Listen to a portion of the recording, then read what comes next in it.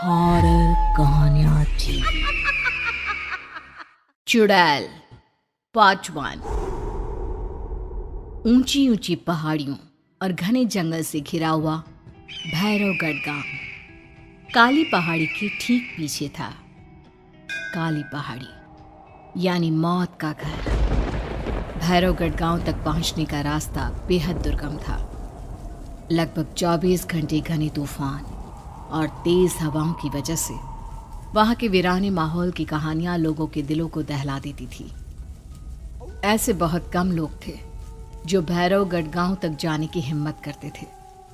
लोगों का कहना था कि इस गांव के आसपास बुरी आत्माओं का साया मंडराता है। गांव के रहने वाले लोगों ने वैसे तो अपनी आंखों से किसी बुरी आत्मा या साये को नहीं देखा था, लेकिन गांव का बच्चा बच्चा इस बात को महसूस कर सकता था कि गांव के ऊपर कोई तो खौफनाक साया मंडरा रहा है। और उसकी वजह ये थी कि उस गांव में जैसे ही कोई लड़का 18 साल का होता, उसके 18वें जन्मदिन की रात ठीक 12 बजे अकस्मात उसकी मौत हो जाती। हर बार ये मौतें बड़े ही रहस्यमयी ढंग से होती और इस बार सरपंच सुमेर के बेटे को 18 साल होने में अब बस 15 दिन बाकी थे। अजी सुनते हैं, हमारा बेटा भी कुछ दिन बाद 18 साल का हो जाएगा। कहीं वो डायन उसे भी खा गई तो। कैसी बातें कर रही हो? जब वो इस गांव में ही नहीं है तो कोई भी डायन या बुरा साया उसका कैसे कुछ बिगाड़ सकता है? उसे कुछ नहीं होगा।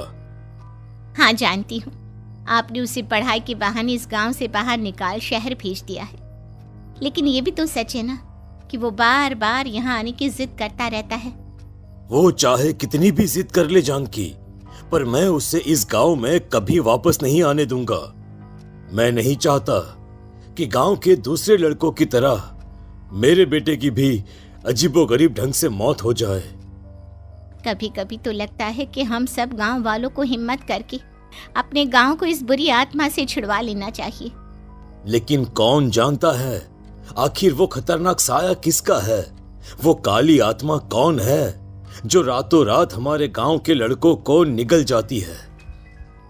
सुमेर और जानकी जब ये सारी बातें कर रहे थे तब रात के लगभग 10 बज चुके थे और हर रात की तरह भैरवगढ़ गांव एक भयानक काले तूफान की आगोश में था। बाहर चल रही तेज हवाएं और बारिश के बीच कभी कभी ऐसा लगता जैसे कोई बुरी तरह से चीख रहा है।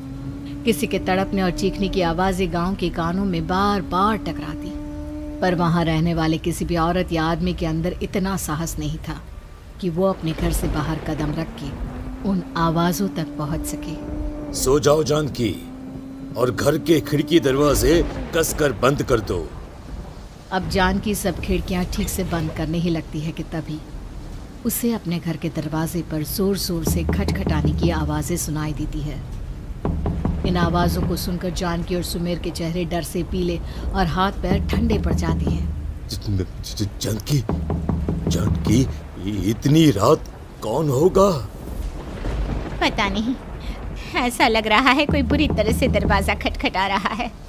अरे हाँ, पर किसी की आवाज भी तो नहीं आ रही। क्या करूं? दरवाजा खोल लूं या नहीं? कहीं ऐसा ना हो कि किसी को हमारी मदद की जरूरत हो। लड़खड़ाते कदमों से सुमेर दरवाजे के करीब जाता है और अपने कान को दरवाजे पर रख धीरे से आवाज देते हुए पूछता है, कौन कौन है? कौन है वहां? तभी एक बेहद डराने वाली आवाज उसके कानों से टकराती है। दरवाजा खोलो, दरवाजा खोलो, वरना आज की रात इस गांव में कोई जिंदा नहीं बचेगा। मैं जानती हूँ तुम्हारा बेटा 18 साल का होने वाला है। अगर उसकी जान की जरा भी परवाह है तो दरवाजा खोल दो। इस आवाज को सुनते ही सुमेर घबरा कर पीछे हट जाता है और जानकी को पूरी बात बताता है। कहीं वो डायन हमारे घर तक तो नहीं पहुंच गई? अब हम क्या करेंगे? मुझे दरवाजा खोलना ही होगा जानकी। मेरे पास अब कोई रास्ता नहीं है। इतना कहकर सुमेर डर से अपनी दोनों आंखें कसकर बंद करता है और कांपते हाथों के साथ झटके से दरवाज़ा खोल देता है। तभी किसी के जोर से हंसने की आवाज़ सुमेर और जानकी को सुनाई देती है। उस आवाज़ को सुन दोनों दरवाजे की तरफ देखते हैं और सामने अपने बेटे राहुल को खड़ा देख दंग रह जाते हैं। राहुल के हाथ में उसका मोबाइल होता है जिसमें से वो आवाज़ बज रही थी। ये क्या मजाक है? और तू यहाँ, तुझे मना किया था ना गांव में आने को, समझ में नहीं आता क्या? 18 साल का होने वाला है तू। माँ, आप लोग भी पता नहीं किन अंधविश्वास भरी बातों पर भरोसा करते हैं।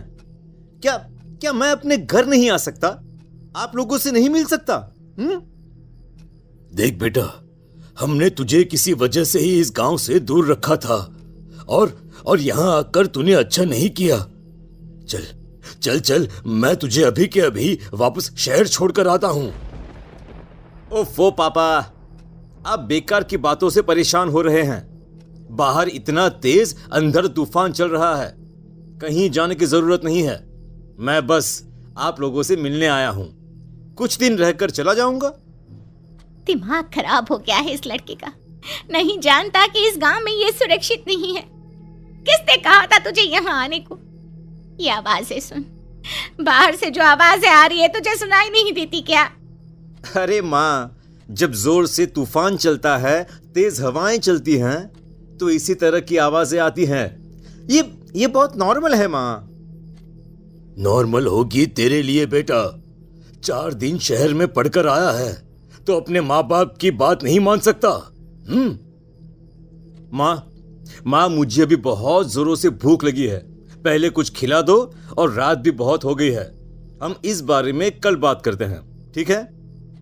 राहुल के वापस आ जाने से जानकी और सुमेर की आंखों की नींद उड़ गई थी। खाना खाने के बाद राहुल तो अपने बिस्तर पर जाकर सो गया, लेकिन जानकी और सुमेर पूरी रात उसके कमरे के बाहर पहरेदारी करते रहे। उन्हें पल पल इसी बात का डर था कि कहीं उनके बेटे को कुछ हो ना जाए। रात बीतती है, सुबह का सूरज निकलता है। अब जैसे ही वो राहुल को नींद से जागते देखते हैं तो उन दोनों के दिल को सुकून मिलता है। अरे माँ, पापा, आप अभी तक यहीं बैठे हैं? क्या पूरी रात सोए नहीं? जिनकी जवान बेटी की जान को खतरा हो, उन माँ बाप को नींद नहीं आती बेटा। बेटा, अब तो वापस शहर चला जा। देखो माँ, मैं किसी जरूरी काम से इस गांव में आया हूं, और वो काम पूरा होने के बाद मैं खुद यहां से चला जाऊंगा। काम? गांव में तेरा क्या काम है? पापा, मैं बचपन से ही इस गांव के बारे में बेहद डरावने किस्से सुनते आया हूं, इसीलिए अब मैं उन्हीं किस्सों के ऊपर डॉक्यूमेंट्री फिल्म बनाऊंगा। रिसर्च करना चाहता हूं कि आखिर सच्चाई है क्या। हे भगवान, लो जी, सुन लिया, और भेजो इसे पढ़ने के लिए शहर। मैंने आपसे पहले ही कहा था, मेरी बहन के पास दूसरे गांव भेज दो।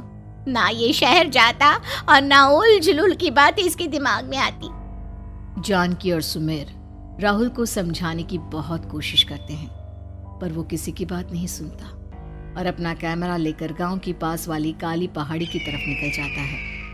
अब राहुल जैसे ही काली पहाड़ी पर पहुंचता है, उसकी नजर पहाड़ी के ठीक बीचों बीच बनी एक पुरानी झोपड़ी पर पड़ती है। यहाँ भी कोई रहता है क्या? ये इंटरेस्टिंग होगा। राहुल की आवाज पहाड़ों से टकराकर उसके कानों में सुनाई दे रही थी। उसने चारों तरफ का नजारा देखकर वहां की तस्वीरें अपने कैमरे में उतारना शुरू कर दिया। तभी अचानक राहुल ने अपने कैमरे में खींची हुई तस्वीर को जूम करके देखा, और उसमें उसे जो नजर आया वो देखकर राहुल की होश उड़ गए। क्या सचमुच उस गांव के ऊपर किसी बुरी आत्मा का साया था? क्या राहुल की जान बच पाएगी? क्या देखा था राहुल ने उस फोटो में जिसे देखकर वो दंग रह गया?